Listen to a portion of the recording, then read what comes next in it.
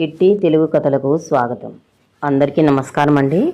కథలోకి వెళ్ళే ముందు మీరు నా ఛానల్ని కొత్తగా చూస్తున్నట్లయితే సబ్స్క్రైబ్ చేసుకొని సపోర్ట్ చేయగలరని ఆశిస్తున్నానండి. సబ్స్క్రైబ్ చేసుకోరు ప్లీజ్. ఇక కథలోకి వెళ్దామండి. ఈ కథను నేను వార్తాపత్రిక నుంచి తీసుకున్నానండి. కథ పేరు అందమైన జీవితం. రచయిత గన్నవరపు నరసింహమూర్తి గారు. ఇక కథలోకి వెళ్దామండి. అందమైన లోయ, చుట్టూ ఎత్తైన కొండలు, కొండలను ముద్దాడుతూ నీలి మేఘాలు. ఆ లోయ అంచున కొండల పక్కన వంపులు తిరుగుతూ నల్లటి దారి. దూరం నుంచి చూస్తే ఏటిపాయలా కనిపిస్తోంది. గ్రీష్మం కావడంతో ఎండ మెండుగా కాస్తోంది. సమయం మిట్ట మధ్యాహ్నం కావడంతో సూర్యుడి తీక్షణ కిరణాలు నిట్ట నిలువుగా పడుతున్నాయి. ఆ సమయంలో రమేష్ నడుపుతున్న కారు లోయలోకి ప్రవేశించింది. అప్పటి వరకు వేడిగా ఉన్న వాతావరణం కాస్త లోయలోకి ప్రవేశించేసరికి ఒక్కసారిగా చల్లగా మారిపోయింది. దూరంగా కొండల్లోని నల్లటి మేఘాలు లోయ మీద దోబూచులాడుతున్నాయి. అప్పుడే కొద్దిగా చినుకులు పడడం మొదలైంది. ఒక పక్క ఎండ, ఇంకో పక్క చిరుజల్లుతో లోయ మీద సప్తవర్ణాల ఇంద్రధనస్సు ప్రత్యక్షమైంది. రమేష్ అందమైన ఆ లోయను, ఆ హరివిల్లును చూస్తూ పాముల మెలికలు తిరిగి ఉన్న ఆ రోడ్డుపై కారును చాలా జాగ్రత్తగా నడపసాగాడు. చిరుజల్లులు, వంకరదారుల మధ్య కారు నిశ్శబ్దంగా సాగిపోతోంది. అతని పక్కనే కూర్చున్న మీనా ఆ పచ్చటి లోయ అందాలను ఆస్వాదిస్తోంది. అప్పుడు రమేష్ ఆమె వైపు తిరిగి, మీనా, ఇంత అందమైన ప్రకృతిలో మౌనం దాల్చావేమిటి అని అడిగాడు.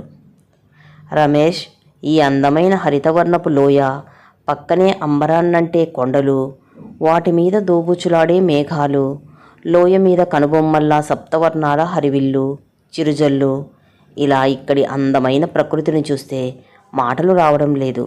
అందుకే ఈ మౌనం అంది మీనా. నిజం మీనా, నీ మాటలు వింటూ ఉంటే నీలో గొప్ప భావుకత ఉందని ఇప్పుడే తెలిసింది. నీ ముఖంలో ఇంత ఆనందాన్ని నేను ఈ మధ్య చూడలేదు. మనం చాలా కాలం తర్వాత ఇలా ఒంటరిగా ప్రయాణిస్తున్నాం. ఎప్పుడో పెళ్ళైన కొత్తలో హనీమూన్కి వెళ్ళినప్పుడు ఇలా ఒంటరిగా ప్రయాణించాము.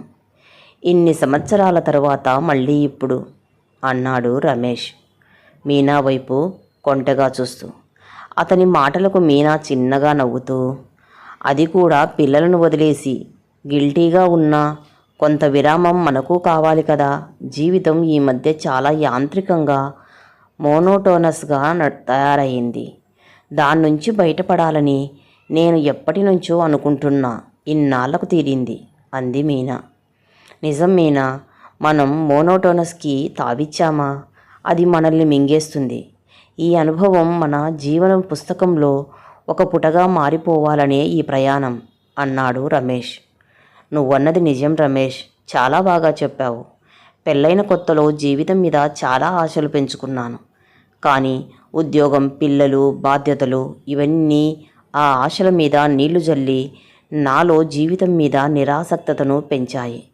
అందుకే నేను ఆ మధ్య నా డైరీలో కలలు చేసిన గాయమా, కాలం నేర్పిన పాఠమా, చిన్ననాటి నవ్వులు కరిగిపోయాయి, మొదటి రాత్రి పువ్వులు వాడిపోయాయి, మన మధ్య వేల మైళ్ళ దూరం, కెరటం ఎప్పుడూ చేరదు తీరం అని రాసుకున్నానని చెప్పింది. ఆమె మాటలకు రమేష్ కొద్దిసేపు మౌనం దాల్చి, నా మనసులోని భావాలనే నువ్వు కూడా చెప్పావు. ఈ కొండలు, లోయలు, ఈ గాలి, వర్షం, ఇక్కడి ప్రకృతి అందంగా, ప్రశాంతంగా ఉంది కదూ అన్నాడు. ఇక్కడ ప్రశాంతంగానే ఉంది. కాకపోతే మనం కూడా ఆ స్థితికి చేరుకోవాలి. అప్పుడే మన ఈ ప్రయాణానికి విలువ ఉంటుంది అంది మీనా. ఇంతలో వాళ్ళ కారు అనంతగిరిలోని రిసార్ట్కు చేరుకుంది. అనంతగిరి అరకులోయలో ఒక వేసవి విడిది కేంద్రం. రమేష్ మీనాకి 6 ఏళ్ల క్రితం పెళ్ళయింది. ఇద్దరు విశాఖపట్నంలో సాఫ్ట్వేర్ ఇంజనీర్లుగా ఒక పెద్ద ఎంఎన్సీలో పనిచేస్తున్నారు. 6 ఏళ్ల క్రితం వారిద్దరికీ ఆ కంపెనీలో చేరినప్పుడే పరిచయమైంది. అది ప్రేమగా మారి పరిణయంగా పరిణామం చెందింది. మొదట్లో జీవితం బాగానే ఉన్నా రాను రాను నిరాసక్తంగా మారింది. 4 ఏళ్లలో 2 పిల్లలు, తల్లిదండ్రుల సహాయం లేకపోవడంతో పిల్లల ఆలనా పాలన అన్నీ వాళ్లే చూసుకోవడం, రోజు 10 గంటల తీరికలేని ఉద్యోగం, ఇలా ఇవన్నీ వాళ్ళ జీవితాన్ని నిరాసక్తంగా మార్చివేశాయి. కళ్ళు మూసుకొని తెరిచేలోపు 6 ఏళ్లు గడిచిపోయాయి. ఇప్పుడు వాళ్ళిద్దరూ వాళ్ళ వయసు కన్నా ఎక్కువగా కనిపిస్తున్నారు. అందుకే మీనా తన ముఖాన్ని అద్దంలో చూసుకోవడం కూడా మానివేసింది. ఒకప్పుడు ఆమెలో జీవితం పట్ల ఎంతో ఉత్సాహం ఉండేది. ఏదో సాధించాలన్న తపన ఉండేది. కానీ వాటినన్నింటినీ ఉద్యోగం, పెళ్ళి, పిల్లలు, బాధ్యతలు మింగేసి ఆమెను ఓ విరాగినిలా మార్చేశాయి. ఈ మధ్యే ఆ జంట ఒక పెళ్ళికి వెళ్ళినప్పుడు ఆమె స్నేహితులు ఆమెలో మార్పును చూసి ఆశ్చర్యపోవడం ఆమెను మరింత కుంగదీసింది. ఆ మర్నాడు డాక్టర్ని కలిస్తే ఇద్దరిని ఎక్కడికైనా ఒంటరిగా వెళ్ళి కొన్ని రోజులు గడపమని చెప్పడంతో ఈరోజు అనంతగిరి లోయకు వచ్చారు. అదే ఈ ప్రయాణం. అనంతగిరిలో రాష్ట్ర పర్యాటక శాఖకు చెందిన ఆ కాటేజీకి చాలా బాగున్నాయి.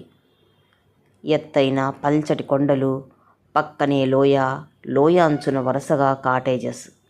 తమ కాటేజీ బాల్కనీలో నుంచి చూస్తే ఎదురుగుండా దూరంగా ఉరికే ఎత్తైన జలపాతం, పొగమంచుతో కప్పబడిన పర్వతాలు కనిపిస్తున్నాయి.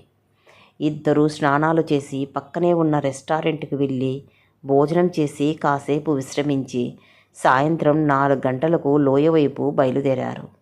దూరంగా జలపాతపు హోరు సంగీతంలా వినిపిస్తూ ఉంటే ఇద్దరూ జలపాతం వైపు నడవటం మొదలుపెట్టారు. జలపాతం దగ్గర పడుతున్న సమయంలో మీనా దృష్టి లోయ అంచున ఉన్న ఒక రావి చెట్టు కింద బెంచిపై కూర్చున్న ఓ అందమైన జంటపై పడింది. ఆ ఇద్దరు చుట్టుపక్కల పరిసరాల్ని మరిచిపోయి ఒకరి కళ్ళల్లోకి ఒకరు చూస్తూ కనిపించారు. ఆమె చూడటానికి చాలా అందంగా కనిపిస్తోంది. అతను ఆమెను కావలించుకున్న దృశ్యం మీనాలో అలజడి రేపింది. సభ్యత కాకపోయినా ఆమె అక్కడే నిలబడి ఆ దృశ్యాన్ని వీక్షిస్తుంటే రమేష్ ఆశ్చర్యంతో ఆమె దగ్గరికి వచ్చాడు. అతన్ని చూడగానే మీనా, మాట్లాడకు, వాళ్లకు రసభంగం అవుతుంది. వాళ్ళను చూస్తూ ఉంటే నాకు రాధాకృష్ణులు గుర్తుకు వస్తున్నారు. వాళ్ళ కళ్ళల్లో కోరిక కన్నా అతీతమైనది ఏదో నాకు కనిపిస్తోంది అంది మీనా. ఇద్దరూ కాసేపు అక్కడే నిలబడి ఆ తరువాత జలధార వైపు వెళ్ళారు. రాను రాను జలధార హోరు పెద్దగా వినిపిస్తూ లోయలో ప్రతిధ్వనిస్తోంది. దూరం నుంచి చూస్తే ఆ జలధార నుదుటి మీద తెల్లటి నామంలా కనిపిస్తోంది. ఇద్దరూ అక్కడికి చేరుకొని దగ్గరలోని ఒక బండరాయి మీద కూర్చున్నారు. జలధార పక్కన మేఘాలు దూబూచులాడుతూ కనిపిస్తున్నాయి. కాసేపు వాళ్ళు ఆ దృశ్యాన్ని తనివితీరా చూసిన తర్వాత చాలా రోజుల తర్వాత ఇంతటి అందమైన ప్రకృతి ఒడిలో కూర్చునే అవకాశం కలిగింది అని చెప్పాడు రమేష్.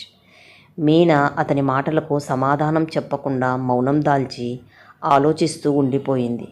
అప్పుడు రమేష్, మీనా, ఏమిటి ఆలోచిస్తున్నావు అని అడిగాడు.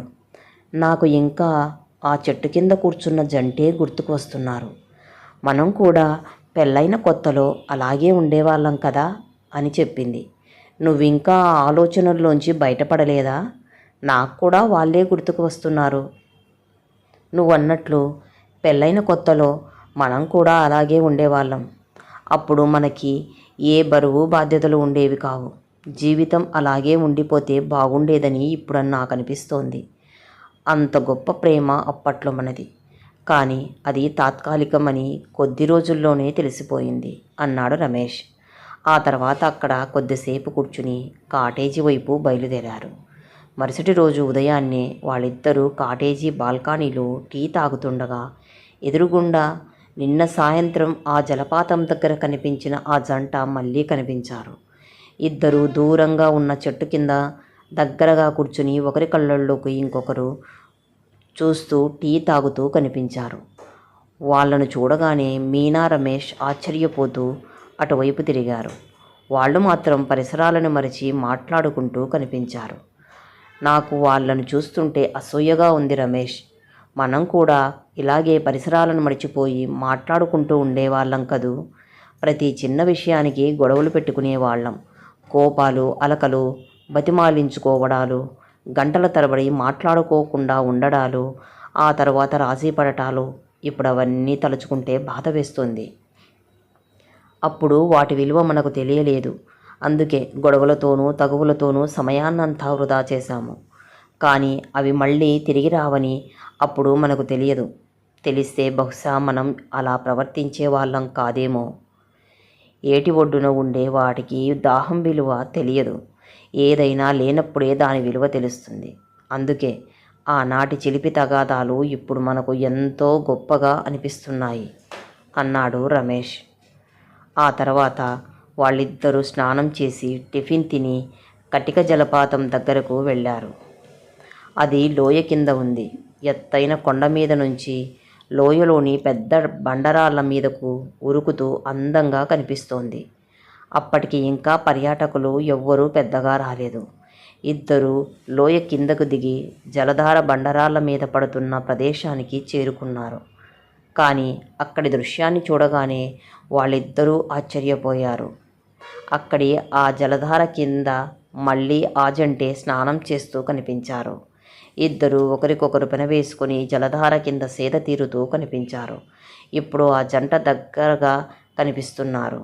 ఆమె అందమైన తెల్లటి వదనం మీద మెరుస్తున్న నీటి బిందువులపై లోయలోకి ఏటవాలుగా పడుతున్న భానుడి కిరణాలు పడి హరివిల్లుగా మారుతున్న దృశ్యం అందంగా కనిపించసాగింది. ఆ దృశ్యం మీనా మనసులో ఆందోళన కలిగించింది. అక్కడ కొద్దిసేపు ఉండి బొర్రా గుహలను చూడటానికి వెళ్ళారు. ఆ తర్వాత వారం రోజుల పాటు వాళ్ళిద్దరూ ఆ కాటేజీలో ఉన్నారు. ప్రతిరోజు వాళ్ళు ఆ జంటను ఎన్నో ప్రదేశాల్లో చూశారు.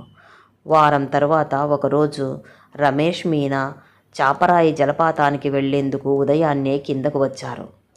అప్పుడు ఆ జంట వాళ్ళ కాటేజీని ఖాళీ చేసి వెళ్ళిపోవడానికి కారు కోసం ఎదురుచూస్తూ కనిపించారు. ఆ యువకుడు చాలా నీరసంగా కనిపించడం మీనాకి ఆశ్చర్యం కలిగించింది. మీనాని చూడగానే ఆ అమ్మాయి నవ్వింది. వెంటనే మీనా ఆమెను దగ్గరికి వెళ్ళి, హలో, నా పేరు మీనా, ఇతను మా వారు రమేష్, విశాఖపట్నం నుంచి వచ్చాము. మీ జంటని వారం రోజుల నుంచి మేము చూస్తున్నాం. మీ జంట చూడముచ్చటగా ఉంది. మీ అంత గొప్పగా ప్రేమించుకున్న వాళ్ళను నేను ఎప్పుడూ చూడలేదు. నిజం చెప్పాలంటే నాకు అసూయ కలిగింది. మేము కూడా పెళ్ళైన కొత్తలో మీలాగే ప్రేమగా ఉండేవాళ్ళం. మిమ్మల్ని చూసిన తర్వాత మీలాగే జీవితాంతం ఉండాలని మాకు అనిపించింది, చెప్పింది మీనా చెమర్చిన కళ్ళను తుడుచుకుంటూ. మీనా మాటలకు ఆ యువతి కళ్ళల్లో నీళ్లు తిరిగాయి. ఇంతలో వాళ్ళ కారు వస్తూ కనిపించింది. మీనా గారు, నా పేరు నిహారిక, ఇతను నా భర్త మధుకర్. మేము ఇంజనీరింగ్ చదువుకున్నప్పుడు ప్రేమించుకున్నాం. ఆ తర్వాత మా రెండు కుటుంబాలు ఒప్పుకోకపోయినా వాళ్ళను ఎదిరించి పెళ్లి చేసుకున్నాం. అలా అందంగా ఆనందంగా సాగిపోతున్న మా జీవితంలో విధి క్యాన్సర్ మహమ్మారి రూపంలో చిచ్చుపెట్టింది. సంవత్సరం క్రితం మధుకి క్యాన్సర్ వ్యాధి సోకింది. దాన్ని జయించడానికి ఎందరో డాక్టర్ల దగ్గరికి వెళ్ళి ఎన్నో మందులు వాడుతున్నాం. మమ్మల్ని ఓడించి మా ముఖాల మీద చిరునవ్వుని మాయం చేయాలని ఆ క్యాన్సర్ విశ్వ ప్రయత్నం చేస్తున్నా మేము దానికి లొంగకుండా దాని గెలుపుని ఆలస్యం చేస్తున్నాం. నిన్న రాత్రి నుంచి మళ్ళీ మధుకి ఒంట్లో బాగోలేదు. మధుకి ఇప్పుడు క్యాన్సర్ చివరి స్టేజీలో ఉంది.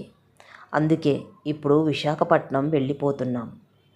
బతికున్నన్నాళ్ళు జీవితాన్ని ఆనందంగా హాయిగా గడపాలన్నది మా ఇద్దరి కోరిక. ఎన్ని కష్టాలు వచ్చినా, ఎన్ని బాధలు భయపెడుతున్నా మా ముఖం మీద చిరునవ్వుని మాయం చేయటం ఆ విధి తరం కాదు. జీవితం అంటే ఒక పోరాటం. ఆ పోరాటాన్ని చివరి వరకు కొనసాగించాలని మేము ప్రయత్నిస్తున్నాం అని చెప్పి నిహారిక మాకు దండం పెట్టింది. ఆ తర్వాత వాళ్ళిద్దరూ కారెక్కి వెళ్ళిపోయారు. ఆమె మాటలకు మీనా కళ్ళల్లో నీరు పొంగింది. వాళ్ళు వెళ్ళిపోయిన చాలాసేపటి వరకు మీనా మనిషి కాలేకపోయింది. అందుకే ఆ రోజు ఎక్కడికి వెళ్లకుండా అక్కడే ఉండిపోయారు. ఆ రోజంతా లోయలో వర్షం పడుతూనే ఉంది. ఆ సాయంత్రం రమేష్, మీనా కాటేజీ దగ్గర ఉన్న రోడ్డు మీద నడుస్తున్నారు. రమేష్, నిహారిక మధుల జంట జీవితాన్ని పరిపూర్ణంగా అర్థం చేసుకున్నారనిపిస్తుంది. అందుకే జీవితాన్ని ప్రతి క్షణం, ప్రతి నిమిషం ఆనందంగా గడుపుతున్నారు. జీవితం అందమైనదే కాదు, చాలా విలువైనది కూడా. అందుకే దాన్ని అనుక్షణం ఆనందంగా గడపాలి. ఆ పని వాళ్ళ జంట చేస్తోంది. వాళ్లకు తక్కువ సమయం ఉన్నా జీవితాన్ని ఆనందంగా గడుపుతున్నారు. మనకు ఎక్కువ సమయం ఉన్నా మనం దాన్ని వృధా చేశాము. కానీ ఈ రోజు నుంచి మనం ప్రతి క్షణం ఆ జంటలాగే ఆనందంగా గడుపుదాం అని చెప్పింది మీనా చెమర్చిన కళ్ళను తుడుచుకుంటూ. రమేష్ రేపటి గురించి మర్చిపోయి ఈ రోజు గురించి మనం బ్రతుకుదాం అన్నాడు. అప్పుడు వర్షం మరింత ఉధృతమైంది. వాళ్ళిద్దరూ ఆనందంగా ఆ వర్షంలో తడుస్తూ ఒకరిని ఒకరు కౌగలించుకున్నారు. ఆ తర్వాత వాళ్ళిద్దరూ జలపాతం వైపు సాగిపోయారు. కథ సమాప్తమండి. మీకు ఈ కథ నచ్చిందని అనుకుంటున్నాను. మీకు ఈ వీడియో కనుక నచ్చినట్లయితే లైక్ చేయండి, షేర్ చేయండి, సబ్స్క్రైబ్ చేయండి. Thank you for watching.